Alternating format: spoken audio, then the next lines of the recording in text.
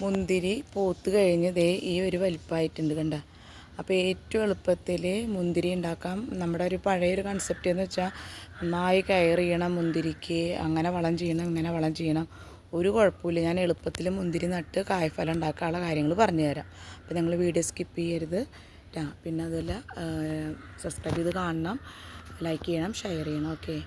അപ്പോൾ ഈ മുന്തിരി നമ്മൾ നട്ടിട്ട് നമ്മൾ ഇതിന് മുമ്പ് ഒരു വീഡിയോ ചെയ്തിട്ടുണ്ട്, ഇതിൻ്റെ പ്രൂണിങ്ങും കാര്യങ്ങളൊക്കെ. എന്നാലും ഞാൻ ഒന്നും കൂടി ജസ്റ്റ് ഒന്ന് പറയാം. കണ്ടു ഇതിൻ്റെ കട കണ്ടു നിങ്ങൾ.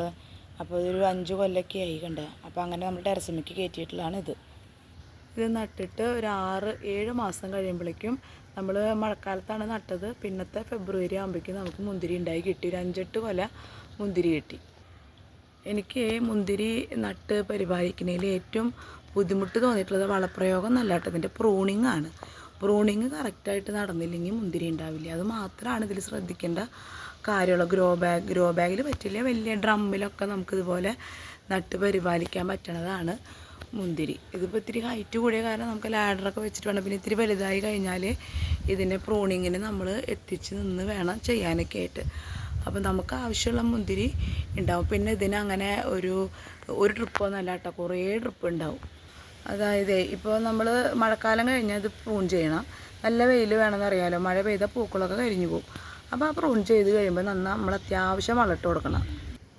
അത്യാവശ്യം എന്ന് പറഞ്ഞാൽ എല്ലുപൊടി, വേപ്പിൻ പിണ്ണാക്ക്, പിന്നെ ചാണകം, നമ്മുടെ എല്ലുള്ള. ഇനിയിപ്പോൾ അതൊന്നുമില്ല, എന്ത് വളമാണെങ്കിലും ഇട്ട് കൊടുക്കാം. എല്ലുപൊടിയാണ് കുറച്ചുകൂടി നന്നല്ലേ, സൂപ്പർ മീലോ അങ്ങനെ എന്തിട്ടാണെങ്കിലും നമുക്ക് ഇട്ട് കൊടുക്കാം. അല്ലെങ്കിൽ പച്ച ചാണകം ആയാലും മതി കിട്ടുമോ.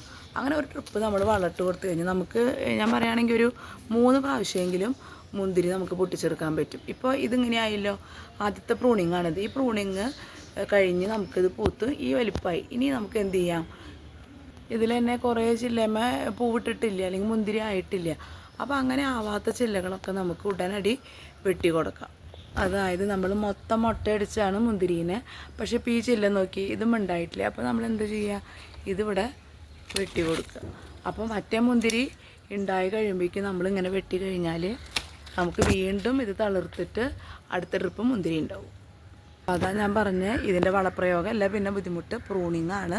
ഇത് നമ്മൾ നോക്കി വെട്ടി നിർത്തുകയാണെങ്കിൽ മുന്തിരി നമുക്ക് ഇഷ്ടമാതിരി ഉണ്ടാവും. ഇപ്പോൾ അടുത്ത ജൂൺ വരെ ആകുമ്പോഴേക്കും നമുക്ക് മുന്തിരി ധാരാളം ഉണ്ടാവും. അപ്പോൾ ഇങ്ങനെ ചെയ്താൽ മതി. ഇനിയിപ്പോൾ അതിൻ്റെ ഇടയിൽ നമ്മളൊരു പ്രാവശ്യം വളമിട്ട് കൊടുത്തു, പിന്നത്തെ പ്രാവശ്യം വെട്ടുമ്പോൾ വളമിട്ട് കൊടുക്കണോ വേണ്ട, നമ്മൾ ഇറച്ചി കഴുകിയ വെള്ളമോ അല്ലെങ്കിൽ കഞ്ഞിവെള്ളമോ അങ്ങനെയൊക്കെ എന്തെങ്കിലും നമ്മുടെ കയ്യിൽ അവൈലബിൾ ആയിട്ടുള്ള വെള്ളങ്ങൾ ഒഴിച്ചു കൊടുക്കുക. പിന്നെ അതുപോലെ തന്നെ നമ്മുടെ സബോളയുടെ തൊലിയും വാഴപ്പഴത്തിൻ്റെ ഇതൊക്കെ നമ്മുടെ കയ്യിലുണ്ടെങ്കിൽ അത് ഡൈല്യൂട്ട് ചെയ്തിട്ട് 10 ഇരട്ടി വെള്ളത്തിൽ ഡൈല്യൂട്ട് ചെയ്തിട്ട് ഒഴിച്ചു കൊടുക്കുക. ഇറച്ചി കഴുകിയ വെള്ളം ഏറ്റവും നല്ലതാട്ടാ. പിന്നെ നമ്മൾ ഒരു പ്രാവശ്യം കട മാന്തിയിട്ട് വളമിട്ട് കൊടുത്തു കഴിഞ്ഞാൽ പിന്നെ നമ്മൾ കട മാന്തേണ്ട കാര്യമില്ല. ഇനി ഒന്നും ഇട്ട് കൊടുത്തില്ലെങ്കിലും കുഴപ്പമില്ല. അപ്പം നിങ്ങളെങ്ങനെയാണ് 35 രൂപയുള്ള ഇതിൻ്റെ തൈ. അപ്പോൾ ആ തൈകൾ കിട്ടുകയാണെങ്കിൽ, കുറച്ച് സ്ഥലം ഉണ്ടെങ്കിൽ ഇങ്ങനെ ചെയ്താൽ കാണാനൊരു അഴകാണ്. മുന്തിരി ഉണ്ടായി നിൽക്കുന്നത് നല്ല മധുരമുള്ള വയലറ്റ് മുന്തിരിയാണ്. ഇതിപ്പോൾ പച്ച കളറാണ്. കുറച്ചുകൂടി കഴിഞ്ഞാൽ ഇത് വയലറ്റ് കളറാവും. അപ്പോഴേക്കും കിട്ടുമെന്നാണ്. അണ്ണാനും കിളികളും ഇത് വല്ലാണ്ട് ഇതുമ്പോൾ ഒന്ന് ഊഞ്ഞാലാടും, എന്തെങ്കിലും ആവട്ടെ.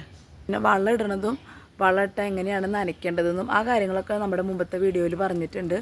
അപ്പോൾ ഇനിയും സമയം തെറ്റിയിട്ടില്ല, ഇനിയും പ്രൂൺ ചെയ്യാം കേട്ടോ. അപ്പം മുന്തിരിയുടെ തലപ്പ് കിട്ടാവുന്നവരുണ്ടെങ്കിൽ അതൊക്കെ ഒന്ന് വാങ്ങിച്ച് വെക്കുക. അല്ലെങ്കിൽ ഇതുപോലെ മുന്തിരി ഉണ്ടെങ്കിൽ ഒന്ന് പ്രൂൺ ചെയ്ത് കൊടുക്കുക. അപ്പോൾ വീണ്ടും നമുക്ക് ഇഷ്ടം പോലെ മുന്തിരി ഉണ്ടാവും. അപ്പോൾ ഓക്കെ കേട്ടോ.